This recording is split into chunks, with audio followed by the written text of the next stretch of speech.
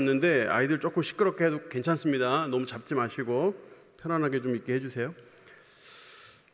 MZ세대라고 여러분 들어보셨죠? MZ세대. MZ세대란 말이 요즘 계속 나옵니다. 신문에서도 나오고 책에서도 나오고 일상 용어처럼 MZ세대다 하는 말이 계속 나오는데, 이제 MZ세대는 밀레니얼 세대하고 G세대의 합성어입니다. 처음에 X세대라는 말 나왔잖아요. X세대. 그러니까 저보다 조금 더 나이가 많으신 분들을 X세대라고 불렀는데, 왜 처음에 X세대라고 불렀냐면 이전 세대하고 너무 판이하게 달라서, 이전 세대와 너무 판이하게 다르니까 그 세대를 도대체 어떻게 명명해야 될지 몰라서 X세대라고 명명을 한 겁니다. 근데 그 다음 세대를 Y세대라고 하는데, 이 Y세대를 밀레니얼 세대라고 이야기를 해요. 왜 Y세대를 갑자기 밀레니얼 세대라고 하는가 해서 이것저것 찾아봤더니, 아마 새천년을 청소년기에 맞이하는 연령대 이제 해가지고 이제 밀레니얼이라고 부르기 시작을 했다고 하고, X 다음에 Y니까 그 다음에 G잖아요. 그래서 Z세대, G세대라고 불러서 밀레니얼 시대의 세대 사람들과 또 G세대의 사람들을 이렇게 묶어서 이렇게 MZ세대다 이렇게 부릅니다. 그래서 밀레니얼 세대라고 하면 1980년도생부터 해서 1994년도생까지 대략 27에서 41세까지, 그래서 전 세계에 25억 명 정도가 지금 있고, G세대라고 할 때 G세대라고도 하는데 또 질레니얼이라고도 불러요. 말을 막 마음대로 막 만드는데, 밀레니얼인데 그 다음에 G세대니까 뭐 질레니얼 뭐 이런 식으로 만들기도 하고, 뭐 제너럴 G, 뭐 젠지 이렇게 부르기도 하는데, 하여튼 이 사람들은 대략적으로 1995년부터 2004년도에 태어난 사람들을 의미하고, 나이로 따지면 18살에서 26살까지 해서 지금 MZ세대가 전 세계에 51억 명이나 된답니다. 굉장히 많은 숫자죠. 그러니까 전 세계가 지금 뭐 아무리 많게 잡아봐야 75억 정도가 되는데, 75억 중에 이 세대에 속하는 사람들이 51억 명이다. 이 모든 용어는 마케팅 용어에서 왔습니다. 마케팅 용어. 그래서 이와 같은 이 세대 사람들이 가지고 있는 대략적인 특성, 어떻게 마케팅을 해야 하고 어떻게 접근을 해야 되는가, 이런 부분에 대해서 연구하면서 나온 용어들입니다. 그래서 이런 사람들을 MZ세대다 하는 사람들이 우리 성명교회도 많이 있다고 봐야 되고, 또 전국으로 봐서도 이 숫자가 상당하다라고 생각을 우리가 해야 됩니다. 그러니까 18세부터 41세에 해당되는 사람들이죠. 근데 이 MZ세대가 가지고 있는 나름의 생활 방식이 있습니다. 이들이 특징적으로 보여주는 어떤 삶의 모습들이 있는데, 그것의 딱 단적인 예가 파이어족이라는 말이에요. 파이어족이라고 들어보셨어요? 파이어족이라고 들어보셨어요? 그러니까 그 첫 글자만 딴 건데, Financial Independence Retire Early. 그러니까 경제적으로 독립해서 일찍 은퇴한다 이런 뜻이에요. 여기 앞 글자를 따서 파이어족이다 이렇게 부릅니다. 그러니까 말하자면 최대한 돈을 안 쓰고 절약을 해가지고 상당한 자산을 모은 후에 일찍 은퇴해서 일을 하지 않고 그냥 벌어놓은 돈으로 넉넉하게 살아가는 사람, 이런 사람들을 파이어족이라고 합니다. 그래서 진짜 불태우듯이 젊은 시절을 어떻게든 막 생활비를 아껴가면서 돈을 벌어서 최대한 많은 자산을 마련한 후에 딱 쉬는 거죠. 파이어족 해가지고 이제 찾아보면 가장 많이 나오는 분이 한 분이 계신데, 제가 그분이 막 자기 얼굴도 공개하고 막 여기저기 신문에서 인터뷰하긴 했는데, 그래도 저는 사진을 가져올까 하다가 그냥 말았습니다. 이제 그 사람 위해서. 근데 부동산으로 21억을 벌었어요. 부동산으로. 이분이 원래 처음에 계획하기로는 1년을 세 식구가 살아가는데 1년에 한 4천만 원 정도 들겠다 이렇게 생각을 했고, 그 40년치를 계산하니까 16억이 되는 거예요. 그래서 16억을 벌고 은퇴해야 되겠다 이렇게 생각을 했는데, 부동산으로 21억을 모아서 은퇴를 했습니다. 그래서 직장을 그만두고 말 그대로 그냥 놀고 있는데, 그 사람에게 물었어요. 왜 파이어족이 되기로 결심을 했는가 물었더니, 직장에 대한 불안감 때문에 그랬다는 겁니다. 고용이 불안정하니까 이분이 빨리 직장은 내 인생 책임져 주지 않겠구나, 빨리 은퇴를 해야 되겠다 이렇게 생각을 했다는 거예요. 부산대 무역학과를 졸업을 하고 한 해양회사에 입사를 했는데, 안정적인 삶이 이제 보장될 줄 알았죠. 직장에 들어갔으니까. 그런데 구조조정에, 부서 해체에, 여러 가지 직장에서의 어려움들을 겪으면서 직장이 내 인생 책임져 주는 거 아니구나 이렇게 판단을 하고 빨리 돈을 모아서 퇴사해야 되겠다. 직장에 내 인생 걸지 말아야 되겠다. 이렇게 생각을 했다는 겁니다. 그래서 물었어요. 뭐가 좋습니까? 지금 은퇴하고 말 그대로 진짜 놀고 있는데 뭐가 좋습니까? 그랬더니 시간 부자다는 거예요. 자기가 시간 부자. 시간 부자여서 좋다. 맞벌이를 하면 돈은 잘 벌어도 이 소소한 삶의 즐거움을 느낄 수가 없고 너무 바쁘게 하루하루가 지나가는데 아예 일을 안 해버리고 쉬니까 하루 왼쪽은 시간이 남아돈다는 겁니다. 그래서 자기가 하고 싶은 거를 하고 소소한 일상을 누릴 수 있어서 좋다.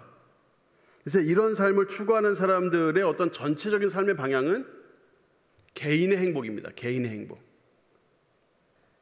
욜로라는 말이 또 요 MZ 세대를 대표하는 말인데, 욜로라는 말은 You only live once. 너는 네 인생은 한 번뿐이야 이런 뜻이에요. 네 인생은 한 번뿐이기 때문에 내가 원하는 건 뭐든지 하겠다. 근데 이런 이 사람들을 욜로족이라고 부르거든요. 그러니까 이것과 연결되어 있는 겁니다. 요즘은 워라벨이 중요하다고 말하죠. 워라벨 뭔지 아세요? 일하는 거와 내 인생, 내 삶, 내 여가 시간과 균형을 맞춰야 된다는 거예요. 이 균형이 안 맞으면 아무리 좋은 회사도, 아무리 돈 많이 주는 회사도 그냥 때려치고 나오는 게 요즘 사람들, 요즘 소위 말하자면 젊은 사람들의 모습이라는 겁니다. 여기에 대해서 물론 좋게 보는 사람도 많이 있어요. 이렇게 못해서 그렇지, 이렇게 하고 살 수만 있다면 이렇게 살고 싶어 하는 사람들이 굉장히 많습니다. 여러분 자녀들에게 물어보세요. 아마 다 그렇게 살고 싶어 할 거예요. 근데 여기에 대한 비판도 있어요. 예일대의 제임스 최라고 한국계 교수인데, 이분이 파이어족을 꿈꾸는 사람에게 이렇게 말합니다. 경제적인 침체가 있으면 이런 워라벨의 삶을 살기 힘들 것이다. 그러니까 이런 파이어족의 삶, 이미 돈을 많이 벌어놓고 여기서 조금씩 써가면서 삶을 누리는 그런 삶은 힘들 것이다. 경제가 계속 부흥한다는 전제하에 그런 삶이 가능하다. 뭐 예를 들어서 이런 분들이 자산을 가지고 있을 때는 뭐 현금으로 가지고 있지 않을 거 아니에요. 은행에 보관을 한다거나 부동산으로 가지고 있다거나 주식으로 가지고 있다거나 이렇게 자기 자산을 이렇게 가지고 있는데, 재테크를 하면서 가지고 있는데, 경기가 점점 어려워지고 하면 이 자산이 점점 줄어들 거라는 겁니다. 그래서 나이가 꽤 들어서 뒤늦게 직장을 구해야 하는 상황이 올 수도 있다. 그러니까 이런 면에서 조심해야 된다라고 말하고, 또 투자 전략가 제럴드 딜리언이라는 사람은 파이어족 탄생 자체가 상승의 장애 현상이 된다. 그러니까 파이어족은 돈을 실컷 벌어놓고 그다음에 그거를 쓰기만 하는 거잖아요. 일을 하지 않는 거잖아요. 그러면 경제가 활성화되는 데에 장애 요인이 된다는 겁니다. 그러니까 계속 경제가 활성화되어야 파이어족은 잘 살 수 있는데, 자기가 일은 경제적인 활동을 하지 않고 그냥 돈만 어느 정도 아껴가며 쓰면서 이렇게 버티기 때문에 경제 활성화에 도움이 안 된다는 거예요. 경제 활성화에 도움이 안 되면 결국에 경제가 침체될 것이고, 그렇게 되면 파이어족들은 결국에는 나중에는 어려움을 겪게 될 것이다 하는 이야기들 해서 이런 비판들이 있습니다. 또 파이어족에게 또 쏟아붓는 여러 가지 또 비판들이 있는데, 아니 그렇게 파이어족으로서 자산을 모으기 위해서 아주 극단적인 절약을 하거든요. 파이어족들은 아주 극단적인 절약을 하면서 막 한 달에 막 몇십만 원 아주 정말 줄여가지고 아주 극단적으로 그 소비를 줄여가지고 자산을 모은 다음에 경제 활동은 따로 하지 않고 이 자산을 쓰면서 살기 때문에 경제적인 도움도 안 될 뿐만 아니라 그렇게 편안하게 살려고 그 젊은 시절을 그렇게 가난하게 그렇게 절약해서 그렇게 힘들게 살아가는 게 무슨 이익이 있느냐 하는 식으로 비판을 하기도 합니다. 여러 가지 관점이 있어요. 좋게 보는 사람도 있고 안 좋게 보는 사람도 있고, 자기가 열심히 일해서 자기가 돈 벌어서 자기가 편안하게 살겠다는데 그거 가지고 사실 뭐라고 할 건 없는데, 이제 과연 그것이 진짜 경제에 도움이 되는가, 이런 문제죠. 이 MZ 세대가 가지고 있는 아주 중요한 핵심이 이겁니다. 개인의 행복입니다. 개인의 행복. 내가 행복하면 모든 게 끝나는 거예요. 내가 행복하면. 내가 행복하기를 원하고 내 행복을 위해서 뭔가 하는 거. 근데 이게 단순히 MZ세대만의 어떤 가치관이 아니라 포스트 모더니즘, 후현대주의에 들어와 있는 모든 사람들이 다 이 생각으로 다 살아갑니다. 극단적 개인주의. 내가 행복하면 되고, 내가 넉넉하면 되고, 내가 잘 살면 되고, 내가 기분 좋으면 되고. 근데 이런 것이 지금 현재 시대의 이제 지혜라고 합니다. 지혜. 이렇게 되기 위해서, 파이어족으로 성공하기 위해서 어떻게 했는지에 대한 모험담들이 인터넷에 엄청나게 많이 올라오고 있고, 책도 엄청 많이 나오고 있고, 그들만의 지혜를 서로 공유하고 있는 거죠. 여러분들은 어떤 지혜를 가지고 있습니까? 야고보서 3장 13절에 보니까 너희 중에 지혜와 총명이 있는 자가 누구냐라고 시작을 해요. 너희 중에 지혜와 총명이 있는 자가 누구냐? 그는 선행으로 말미암아 지혜의 온유함으로 그 행함을 보일지니라.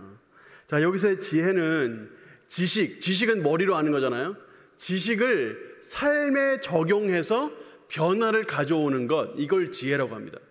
지혜는 그냥 머리로만 아는 게 아니라 머리로 알고 그것을 삶에 실제로 써봐서, 실제로 삶에 적용을 해서 변화를 가져오는 사람, 그걸 바로 지혜로운 사람이라고 말해요. 총명은 뭐냐면, 총명은 한 지식의 한 분야에서 그 지식을 뽑아내서 그 지식을 사용하는 사람을 총명이라고 합니다. 총명. 그러니까 말하자면 지혜는 큰 개념이고 총명은 좁은 개념에서 한 분야에 대한 이야기를 하는 겁니다. 여기서 핵심은 하여튼 아는 게 아니라 가져와서 삶에 실천하는 거예요. 예를 들어서 운동은 몸에 좋다. 이걸 그냥 아는 거는 지식이에요.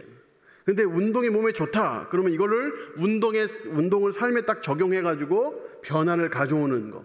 이거를 총명이라고 하고, 어떤 지식이든지 간에 딱 가지고 있으면 그거를 삶에 딱 적용해가지고 그걸 변화를 일으키는 것을 지혜롭다고 말하는 겁니다. 지식을 많이 쌓는다고 지혜로운 건 아니에요. 지식이 굉장히 많아도 이거를 삶에 적용해내지 못하면 지혜로운 사람이 될 수가 없어요. 그래서 지식이 좀 적어도 그 적은 지식을 가지고도 삶에 잘 적용해서 변화를 일으키면 그 사람은 지혜로운 사람이 되는 겁니다. 릭 리스비라고 흑인, 굉장히 덩치가 좋으신 흑인 분이신데, 이분이 동기부여 강사이기도 하고 저술가이기도 해요. 이분이 어느 대학에 졸업 연설을 하면서 이런 말을 했어요. 자기 삶에 가장 큰 영향을 미친 가장 지혜로운 사람은 내 아버지였다. 내 아버지는 초등학교 3학년에 중퇴하신 초졸도 안 되시는 분이었다. 근데 그분은 아주 단순한 음식을 만드는 요리사로 평생을 사셨는데, 그분은 항상 아들인 나에게 이렇게 말씀하셨다. 아들아, 1분 늦는 것보다 1시간 서두르는 게 낫다. 1분 늦는 것보다 1시간 서두르는 게 낫다. 1분을 늦을 바에는 차라리 1시간을 서둘러서 움직여라. 이게 그 아버지가 항상 말했던 교훈이었다는 거예요. 그리고 그 아버지는 항상 3시 45분에 집을 나섰다고 합니다. 새벽 3시 45분에. 어느 날 아내가 물었어요. 아니 여보, 왜 이렇게 아침에 일찍 나가요? 그렇게 일찍 나갈 필요 없잖아요 라고 물었더니 이 아버지가 한 말이 이겁니다. 우리 자녀들 중에 단 한 명이라도 나를 따라잡을 사람이 있을 것이다. 그게 이 아버지의 말이었어요. 그래서 이 아버지는 매일 아침마다 새벽 3시 45분에 집을 나서면서 실제 몸소 자기가 그렇게 부지런히 움직이는 거를 자녀들에게 보여주면서 자녀들이 나를 뛰어넘기를, 나보다 더 부지런하게, 나보다 더 성실하게 일하는 사람이 되기를, 그걸 바라면서 그걸 실제 본으로 보였다는 겁니다. 그건 단순히 아는 게 중요한 게 아니고 아는 것을 삶으로 나타내 보이는 거, 삶으로 가르치는 거, 이걸 지혜라고 하는 겁니다. 그러니까 아무리 지식이 많아도 삶에 실천을 못 하잖아요. 그럼 지혜로운 사람이 될 수 없는 거예요. 근데 혹 지식이 좀 적어도 그걸 삶에 정말 잘 적용해서 변화를 이끌어내는 사람이라면 그 사람은 정말 지혜로운 사람이 되는 것입니다. 그러면 이 지혜와 총명이 어떻게 행동으로 드러나는가? 무엇이 지혜고 무엇이 총명이냐? 뭘 보면 알 수 있는가? 행동을 보면 알 수 있는데 두 개의 필터를 오늘 성경이 제시를 합니다. 두 개의 필터. 첫 번째 필터는 선행이고 두 번째 필터는 지혜의 온유함이라고 그랬어요. 우리 오늘 13절에 지식을 삶에 적용해서 변화를 일으키되 행위가 선하지 않은 사람들도 있습니다. 예를 들어서 컴퓨터 기술을 배워서 해킹 기술을 익혀가지고 어느 기업이나 또는 정부기관에 해킹을 해서 들어가가지고 정보나 또는 신제품 이런 자료들을 빼내서 그거를 다른 사람에게 팔아넘긴다. 그거는 지식을 자기 삶에 가져와가지고 적용해가지고 이익을 만들어낸 거예요. 하지만 악하죠. 사실 이런 식의 해킹은 솔직히 말해서 품위를 지킨 겁니다. 최근에 뉴스 보니까 어느 해커들인지 해커인지 뭐 하여튼 그 사람들이 아파트에 있는 개인 집에 초인종 뭐 달려있고 이런 거 있잖아요. 이렇게 키폰 같은 거 달려있는 그거를 해킹해가지고 거기 카메라를 해킹해서 남의 집 사생활을 다 촬영을 했다는 거예요. 그래서 그걸 촬영을 해가지고 그것들 중에 몇 개를 이제 인터넷에 팔아넘기고 이러면서 자신이 이 700가구가 넘는 가구들을 이렇게 카메라를 해킹해서 다 촬영을 했다 하면서 인터넷에 공개를 했다는 거예요. 그래서 이제 막 경찰들이 찾아 나섰는데 글쎄요, 잡을 수 있을지 없을지. 남의 집을 왜 들여다보는지는 이해가 안 돼요, 저는. 왜 쓸데없이 그런 짓을 하는지. 근데 그런 걸 또 그렇게 또 좋아하는 사람들이 있다네요. 그래서 그렇게도 돈을 주고 그걸 또 사는 사람들이 있다고 하니까 참 이해할 수가 없어요. 이런 사람들이 있다는 겁니다. 참 추잡하고 좀 저열하고 뭔가 좀 부끄러운 이런 사람들이 있어요. 정말 지혜가 지혜되려면 선행과 연결돼야 돼요. 또 지혜가 지혜되려면 온유함과 연결돼야 된다 오늘 말씀하는데, 온유라는 것은 제가 지난번에 말씀드렸죠. 부드러운 게 온유가 아니라고 했어요. 단순히 부드러운 게 온유가 아닙니다. 부드럽고 뭔가 이래도 좋고 저래도 좋고 뭐 이렇게 얘기하면 그런가요? 저렇게 얘기하면 또 저런가요? 그렇습니다. 이게 온유가 아니라고 했어요. 온유라는 것은 통제를 하는 거예요. 통제. 온유의 포인트는 통제예요. 내가 힘이 있는데 어떤 사람이 나한테 뭔가 공격을 해오거나 또는 어떤 사람이 나한테 뭔가 상처를 주거나 했을 때 나한테 힘이 있죠. 나도 말 잘하지. 나도 욕 잘하지. 근데 그거를 절제하는 거. 그게 온유예요. 그러니까 본질적으로 힘이 없는 사람은 온유할 수가 없어요. 힘이 있기 때문에 온유할 수 있는 겁니다. 그게 바로 온유입니다. 근데 오늘 말씀해 보니까 지혜의 온유함으로 그 행함을 보여라 그랬어요. 지혜의 온유함으로. 기분이 상하는 일이 있어도 감정을 통제할 줄 알고, 뭔가 불의한 일이 있으면 그 불의에 당당히 맞설 줄도 알고, 또 약자에 대해서는 보호할 줄도 알고, 강자에 대해서는 당당하게 그 앞에서 용기를 드러낼 줄도 알고, 이런 여러 가지. 이게 온유인데, 그러니까 이런 온유의 모습을 가져야 지혜롭고 총명한 사람이다라고 말하는 겁니다. 그럼 여러분 생각해 보세요. 여러분들은 대체로 온유한 사람인지 아닌지 한번 생각해 보세요. 지혜의 최고봉은 예수님이고 온유의 최고봉도 예수님인데, 뭘 보면 알 수 있냐면 마태복음 26장 51절부터 53절까지 보시면 예수님이 이제 잡혀가시는 장면이죠. 51절에 예수와 함께 있던 자 중에 하나가 손을 펴 칼을 빼어 대제사장의 종을 쳐 그 귀를 떨어뜨리니, 요한복음에 의하면 이 사람은 베드로죠. 베드로가 예수님이 잡혀가는 것을 눈두고 볼 수 없어서 칼을 뺏어다가 휘두르기 시작해서 거기에 종 하나의 귀를 쳐서 떨어뜨리게 됩니다. 52절에 이에 예수께서 이르시되 내 칼을 도로 칼집에 꽂으라. 칼을 가지는 자는 다 칼로 망하느니라 하고, 53절에 예수님 말씀이 이거예요. 너는 내가 내 아버지께 구하여 지금 12군단 더 되는 천사를 보내시게 할 수 없는 줄로 아느냐. 예수께서 그때 어떤 능력을 가지고 계셨냐면 천사들을 12군단이에요. 천사만 12군단. 이때 당시 로마 군제로 의하면 12군단은 7만 2천이나 되는 아주 큰 대군을 의미합니다. 근데 그게 로마 군인도 아니고 천사들이니 뭐 말할 것도 없고, 그리고 12이라는 이 표현 자체는 사실 무한수를 의미합니다. 무한수. 그러니까 단순히 이거를 로마 군제에 따라서 숫자를 계산하기가 사실은 그런 면에서는 훨씬 더 큰 숫자라고 볼 수 있습니다. 예수님이 그렇게 하실 수 있는데도, 힘이 있으신데도, 능력이 있으신데도 그렇게 하지 않으셨다 하는 면에서 예수님은 온유한 분이다라고 말할 수 있는 겁니다. 지혜의 사람이다 그러면 이제 솔로몬인데, 솔로몬이야말로 정말 지혜로운 사람이죠. 그 솔로몬이 자신의 왕이 된 이후에 하나님께 1,000번제를 드리고 그 밤에 꿈에 하나님 나타나셔서 한마디로 뭐 여러 가지 말씀하시면 한마디로 뭐 줄까 합니다. 뭐 줄까 하는데 이 솔로몬이 부도 구하지 않고 부자가 되는 것도 구하지 않고 무슨 권력도 구하지 않고 뭐 오래 사는 것도 구하지 않고 뭘 구했냐면 하나님의 백성들, 이스라엘 백성들을 잘 가르치고 또 잘 다스릴 수 있는 지혜를 달라고 말했어요. 그러니까 하나님께서 이것저것 구하지 않고 지혜를 구했으니 내가 다 주마 하고 다 주셨죠. 그래서 그는 평생을 부유하게 최고의 지혜자로 살았습니다. 주변의 모든 나라들이 일부러 조공을 들고 와가지고 바치면서 금은 보화 세상 모든 값진 것들은 다 가져와서 바치면서 그 솔로몬의 말 한마디를 들으려고 했어요. 말 한마디.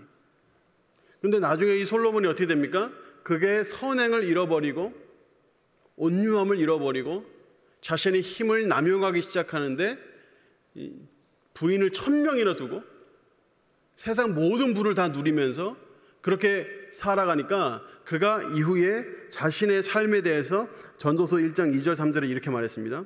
전도자가 이르되 헛되고 헛되며 헛되고 헛되니 모든 것이 헛되도다. 헛되다는 말이 몇 번이나 반복됐나 보세요.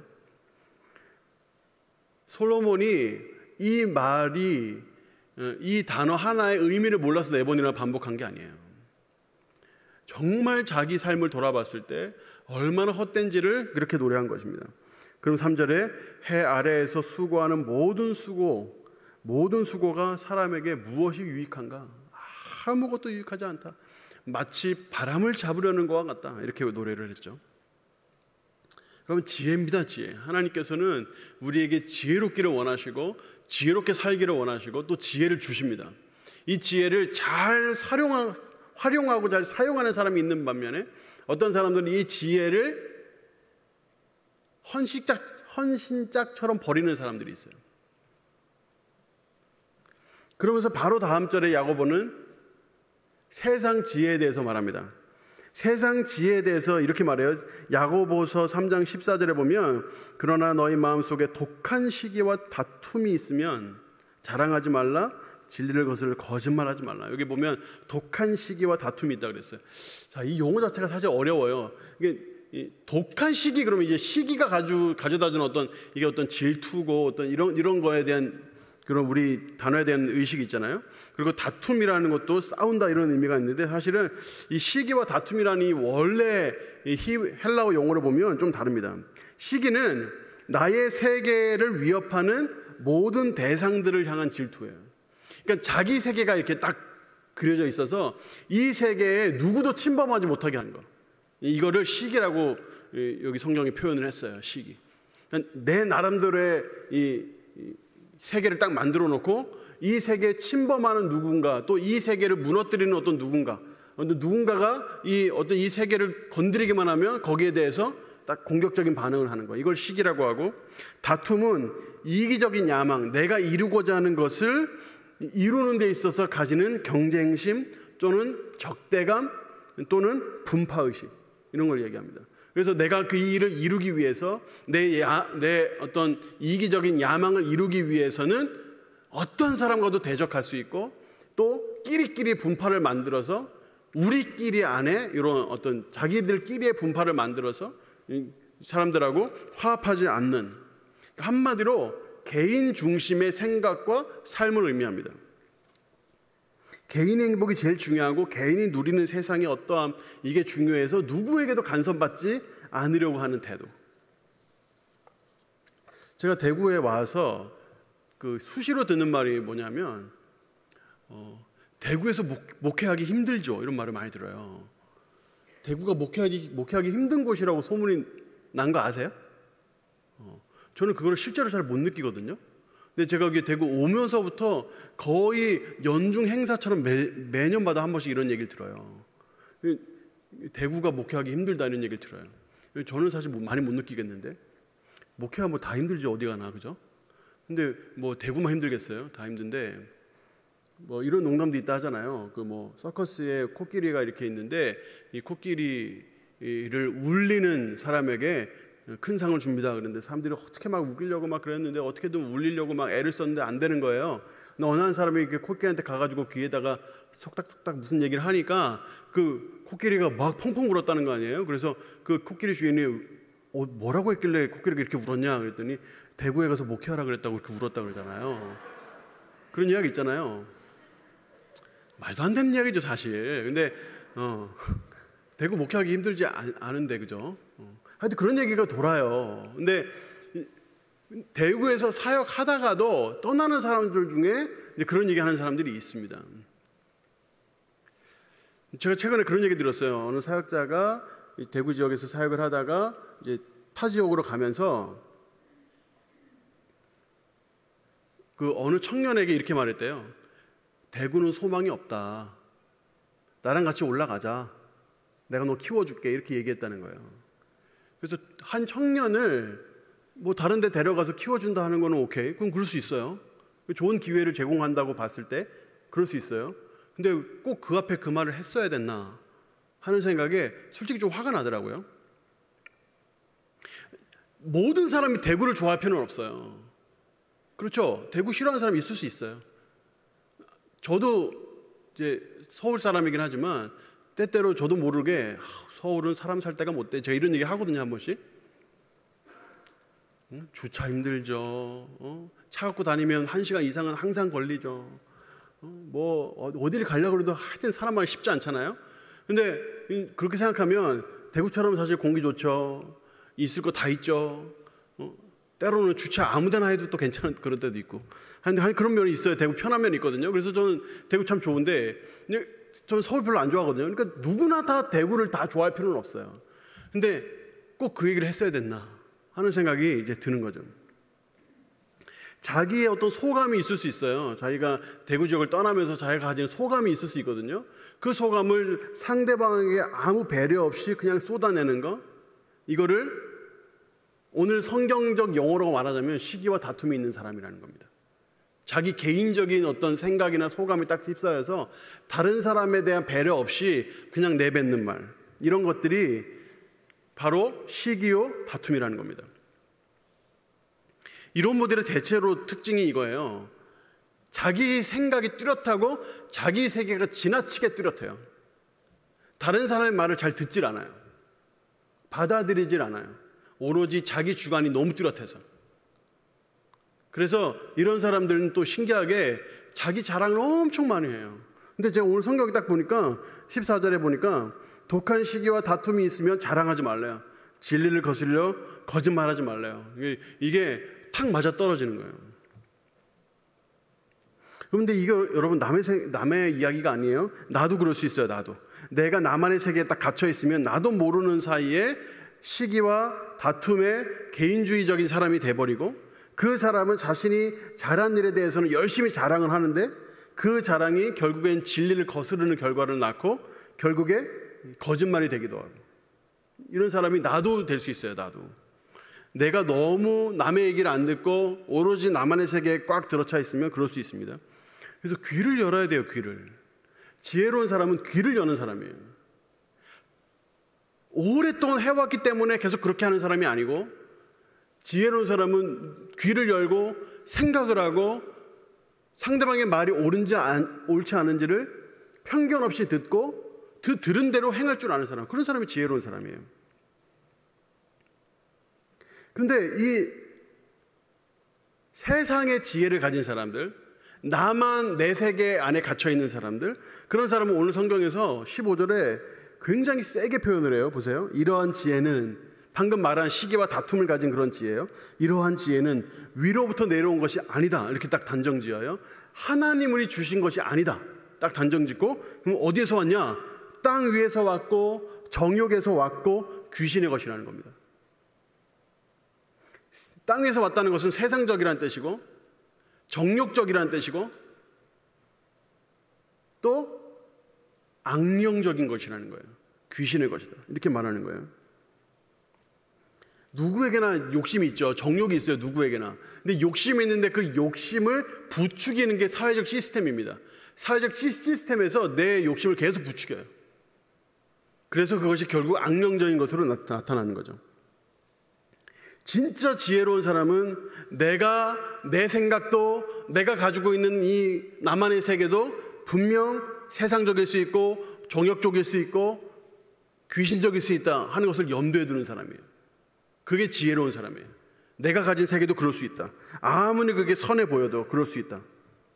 그럼 베드로 생각해 보세요. 베드로가 마태복음 16장 16절에 주는 그리스도시요 살아계신 하나님의 아들이십니다라고 고백했거든요.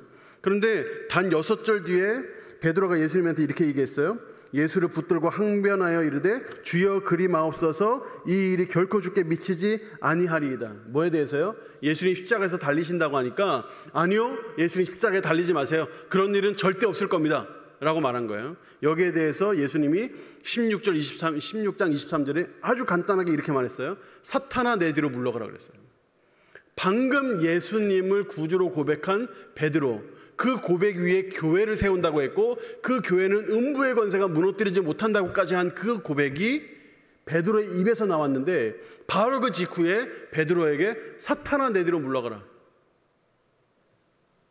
그러니까 항상 들어야 되고 항상 깨어 있어야 하고 하나님 말씀으로 점검해야 하고 내가 하는 말, 내가 하는 일이 다 옳다라고 말하면 안 되는 거예요.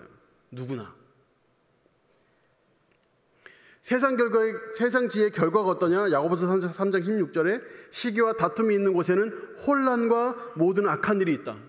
혼란과 모든 악한 일이 있다. 여러분, 이 땅에서 이루어지는 어떤 혼란들을 한번 생각해 보세요. 이 혼란들이 다 세상적 지혜에서 왔어요. 정욕적인 지혜에서 왔어요. 귀신적인 지혜에서 왔어요. 여러 가지 말할 수 있지만,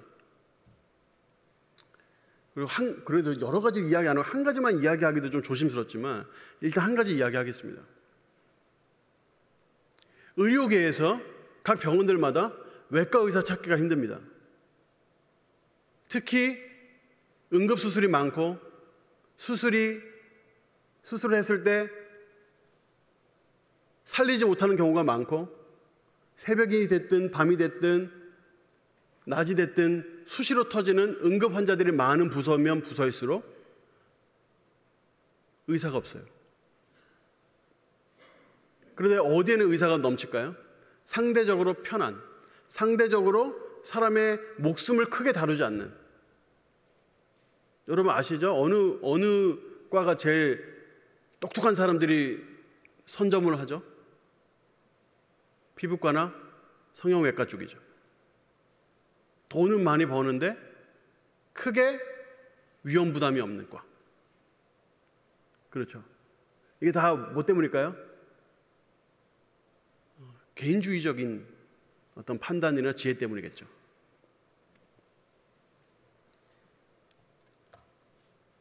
왜 대기업들이 골목에까지 들어와 가지고 선점을 해서 골목 상권을 흔들까요?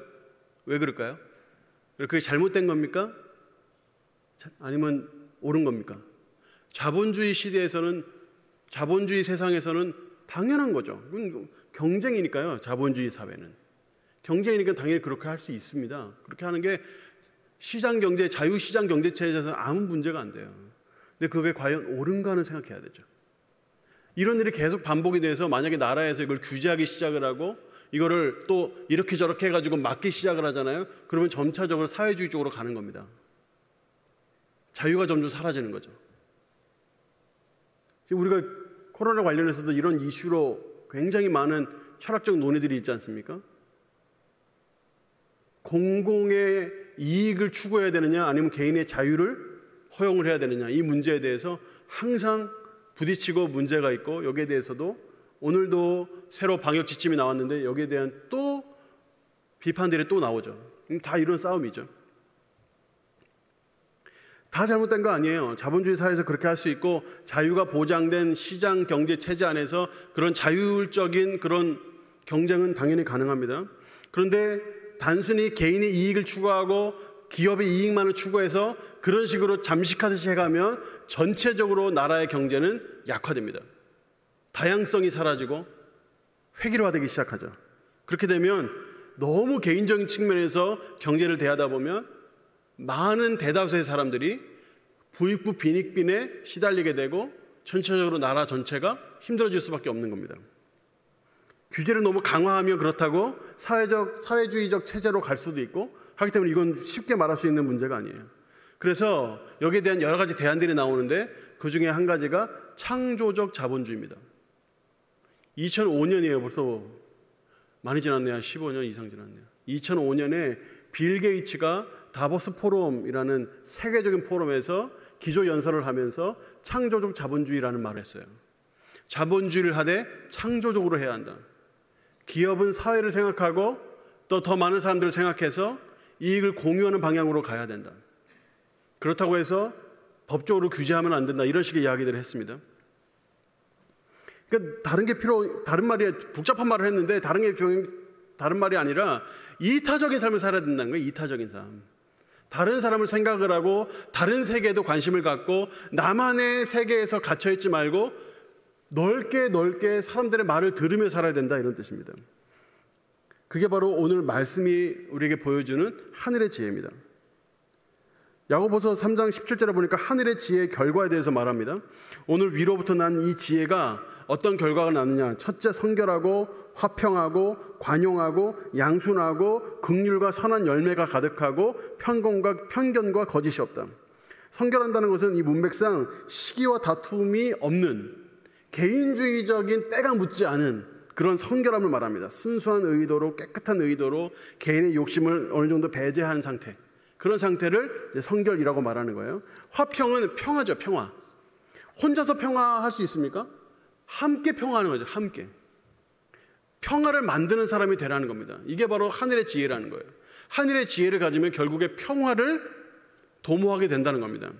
예를 들어서 그냥 일례로 누군가에 대한 험담을 들을 수 있죠. 교회도 그런 일이 있을 수 있잖아요. 누구에 대한 험담을 들었어요. 그럼 험담을 듣고 다른 누군가에게는 전달하지 않는 겁니다. 이게 평화를 만드는 길이에요. 험담을 아예 하지 않으면 좋겠지만 험담이 혹시 내 귀에 들렸다면 그걸 듣고 그럴 수도 있지 하고 이해하고 넘어가는 것. 싸울 일이 있어서 싸우지 않고 복수할 일이 있어도 복수하지 않는 것. 앙심을 품지 않는 것. 이게 바로 화평입니다. 하늘의 지혜를 가진 사람은 이렇게 한다는 거예요. 나에게 상처 준 사람들에게 이를 박박 깔고 내가 언젠가 복수해야지 이렇게 하지 않는 거죠. 지혜로운 사람은 관용합니다. 관용은 배려예요. 배려.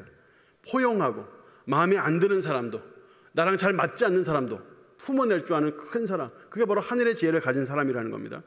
양순하다고 했는데 양순은 쉽게 설득된다는 뜻이 있어요. 쉽게 설득된다. 무조건 그냥 귀가 팔랑팔랑 거려가지고 누가 얘기하면 일로 따라갔다가 일로 말하면 절로 따라갔다 이렇게 하는 게 아니라 여기서 양순은 누가 말하면 그걸 귀담아 듣는 겁니다. 그리고 그게 옳잖아요? 그럼 따라주는 거예요. 이걸 양순이에요. 누가 이야기를 하는데도 듣지도 않고 귀담아 듣지 않고 내가 고집하는 대로 내가 원하는 대로 막 밀어붙이는 거, 이게 양순한 사람이 아니죠. 긍휼이 가득하다고 했어요. 긍휼과 선한 열매가 가득하다. 긍휼이 가득하다고 했는데 나 자신에게 손해를 끼친 사람에게 손을 내밀 수 있는 거, 이게 긍휼입니다. 용서해 주는 거, 이게 긍휼입니다. 그런 사람에게는 선한 열매가 가득하대요. 선한 열매. 그리고 편견이 없어요. 하늘의 지혜를 가진 사람은 편견이 없어요. 편견이 없다는 것은 한쪽에 치우치지 않는다는 겁니다. 하나님의 뜻을 향해서는 견고하지만 세상 여러 가능한 의견들에 대해서는 열려있는 사람, 이런 사람은 편견이 없다고 표현했어요. 거짓이 없다고 됐어요. 거짓이 없다. 위선이 없다는 뜻입니다. 위선. 가식적이지 않다. 겉으로는 이렇게 말하고 뒤에서는 저렇게 말하고 하지 않는다는 겁니다. 그러면서 야고보서 3장 18절에 바로 이런 사람들은 화평을 하는 자, 이런 사람들은 화평으로 심어 의의 열매를 거둔다. 하늘의 지혜를 가지려면 어떻게 되는가 제가 세 가지로 정리할 수 있을 것 같아요. 세 가지. 딱 세 가지. 첫 번째, 성경을 보는 눈. 두 번째, 듣는 귀. 세 번째, 배려하는 말. 딱 세 가지로 정리할 수 있을 것 같아요. 성경 눈. 성경을 봐야 거기에 지혜를 얻습니다. 골로새서 2장 3절 말씀, 그 안에는 지혜와 지식의 모든 보화가 감추어져 있느니라. 그 안에서는 그 바로 앞절 2절에 보면 예수님이에요. 예수님 안에 지혜와 지식의 모든 보화가 감춰져 있다. 우리가 성경을 읽음으로 그 예수의 그 지혜를, 그 보화를 누릴 수 있습니다. 그러니까 성경을 읽고 성경을 공부하고 성경으로 훈련받고 이런 게 필요합니다. 두 번째는 듣는 귀예요. 듣는 귀. 야고보서 1장 19절에 듣기는 속히 하라고 했어요. 듣기는 속히 하라. 자꾸 들어야 됩니다. 남의 말을 들을 줄 알아야 되고 듣는 것을 좋아해야 돼요. 말하는 것보다 듣는 걸 좋아해야 되죠. 그래야 지혜를 얻습니다. 마지막 세 번째, 배려하는 말. 잠언 12장 18절 19절에 보니까 칼로 찌름같이 함부로 말하는 자가 있대요. 함부로 말하는 사람은 칼로 찌르는 것과 같대요. 그런데 지혜로운 자의 혀는 양약과 같다. 지혜로운 자의 말은 양약과 같다. 좋은 약과 같다는 겁니다. 그러면서 19절에 진실한 입술은 영원히 보존되거니와 거짓 혀는 잠시 동안만 있을 뿐이라. 진실한 입술, 배려하는 말, 상대방을 배려하는 말. 여기 보면 18절 19절에 대꾸를 이루면서 앞에 지혜로운 자의 혀와 진실한 입술이 연결되는 겁니다. 따로따로 떨어져 있는 절이 아니라 지혜로운 자의 혀가 양약 같은데 바로 그 지혜로운 자의 혀가 진실한 입술이고 이것이 영원히 보존된다, 이런 뜻이에요. 그래서 우리는 하늘의 지혜를 구할 필요가 있어요. 하늘의 지혜. 우리가 가정에서나 교회에서나 직장에서나 어디에서나 하나님의 향기를 뿜으며 예수 그리스도의 향기를 뿜으며 살아가려면 하늘의 지혜가 필요합니다. 하늘의 지혜. 순간순간 필요합니다. 순간순간. 아는 것이 내 마음을 거쳐가지고 삶으로 나오는 데 있어서 이 단계가 정말 힘들어요. 하나님의 지혜가 필요합니다. 하나님의 지혜가. 때때로 필요합니다. 순간적으로 필요합니다. 갑자기 감정이 확 올라올 때 그때 꼭 필요합니다. 그렇게 얻으려면 우리가 꾸준히 평소에 성경을 보는 눈을 가져야 되고 듣는 귀가 있어야 하고 하나님의 말씀에 따라 배려하는 말들을 꾸준히 하는 그런 삶이 필요합니다. 하늘의 지혜를 받으면 열매가 풍성해져요. 성경을 보는 눈이 필요하고 듣는 귀가 필요하고 배려하는 말이 필요합니다. 여러분, 애를 쓰셔야 돼요. 애를. 우리는 가만히 있으면 이기적인 삶으로 그냥 흘러갈 수밖에 없어요. 내가 제일 중요하고 내 가정이 제일 중요하고 내 생각이 제일 옳고 이런 생각이 누구나 다 가지고 있기 때문에 노력하지 않으면 안 돼요. 자꾸 들어야 됩니다. 듣기 싫어도 들어야 됩니다. 많이 들어야 됩니다. 많이 들어야 바른 방향으로 길을 제시할 수 있고 바른 방향으로 길을 갈 수 있어요. 많이 들어야 됩니다. 우리 하늘의 지혜를 많이 풍성히 받아 누리고 풍성한 열매를 맺는 저 여러분 되기를 축복합니다. 그러기 위해서 성경 눈, 듣는 귀, 배려말, 이 세 가지를 꼭 기억하고 우리의 삶의 실천에서, 아는 것으로 끝나지 않고 삶의 실천에서 지혜가 풍성해지는 저와 여러분 되기를 축복합니다. 그래서 그 선행으로 말미암아 지혜와 온유함으로 그 행함을 보일지니라. 지혜로 행함을 나타내 보이는 우리 성명교회 또 저 여러분 다 되기를 예수님 이름으로 축복합니다. 우리 찬양하겠습니다. 하늘의 문을 여서서 찬양하겠습니다.